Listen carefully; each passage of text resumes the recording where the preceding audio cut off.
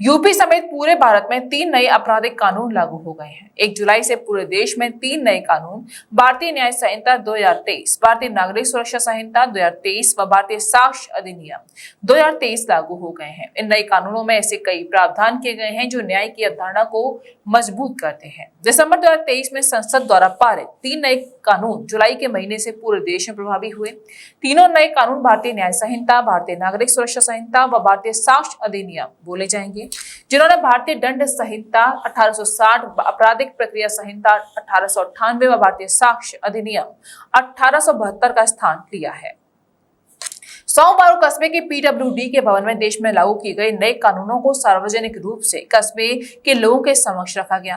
KJS की CEO सुमन कनौजिया ने तीनों नए कानून भारतीय न्याय संहिता, भारतीय नागरिक सुरक्षा संहिता और भारतीय साक्ष्य अधिनियम के बारे में विस्तार पूर्वक बताया कि तीनों कानून 1 जुलाई से पूरे देश में प्रभावी हो जाएंगे। पहले भारतीय दंड संहिता में 511 धाराएं थी, लेकिन भारतीय न्याय संहिता में धाराएं 358 रह गई हैं। संशोधन के जरिए इसमें 20 नए अपराध शामिल किए गए हैं, तो 33 अपराधों में सजा अवधि भी बढ़ाई गई है। वहीं 83 अपराधों में जुर्माने की रकम भी बढ़ाई गई है। 23 अपराधों में अनिवार्य न्यूनतम सजा का प्रावधान है। 6 अपराधों में सामुदायिक सेवा की सजा का प्रावधान किया गया है।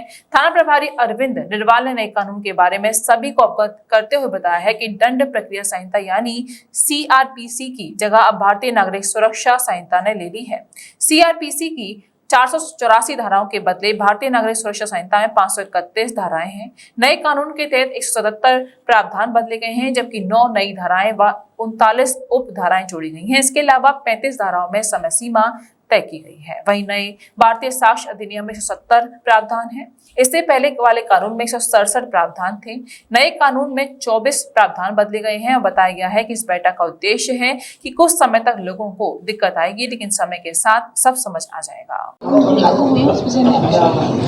आज जैसे सभी को पता है कि आज 1 जुलाई से आज 3 नए कानून जो लागू हुए हैं, उन्हीं के संबंध में एक मीटिंग रखी गई थी यहाँ बरसाना क्षेत्र में। यहाँ के लोकल प्रतिनिधि और सम्मानित व्यक्ति आए हुए थे। उन्हीं को नए कानून में जो नए बदलाव हुए उसी के संबंध में सभी को जागरूक किया गया है। मैम क्या बदलाव किए गए इस कानून में? जैसे कि बीएनएस जो आया है, आईपीसी जो हम अभी तक आईपीसी बोल रहे थे वो भारतीय न्याय संहिता हो गया है। उसमें कई सारी धाराएं बदली हुई हैं, जो उन धाराओं के बारे में जिनकी संख्या जो पहले कुछ थी अब कुछ हो गई है उसके बारे में बताया गया है। अभी तक जो हम सीआरपीसी जिसको बोलते थे वो बीएनएसएस हो गई है।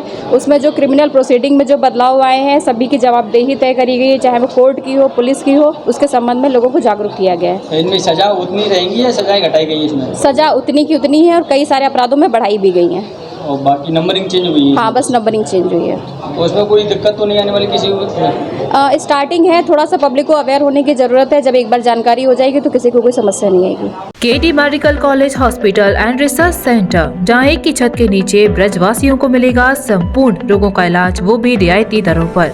अत्याधुनिक सुविधाओं से लैस operation theatre, MRI, CT scan, colour doppler, ultrasound, digital X-ray, echo, सभी प्रकार की खून और पेशाब की जांचें, न्यूरो से संबंधित रीढ़ की हड्डी व दिमाग के ऑपरेशन, ब्लड प्रेशर व पेट से संबंधित सभी रोगों का इलाज, ब्लड बैंक, डायलिसिस व एम्बुलेंस की सुविधाएं, इमरजेंसी सेवाएं 24 घंटे उपलब्ध। ओपीडी सुबह 9 बजे से लेकर 4 बजे तक।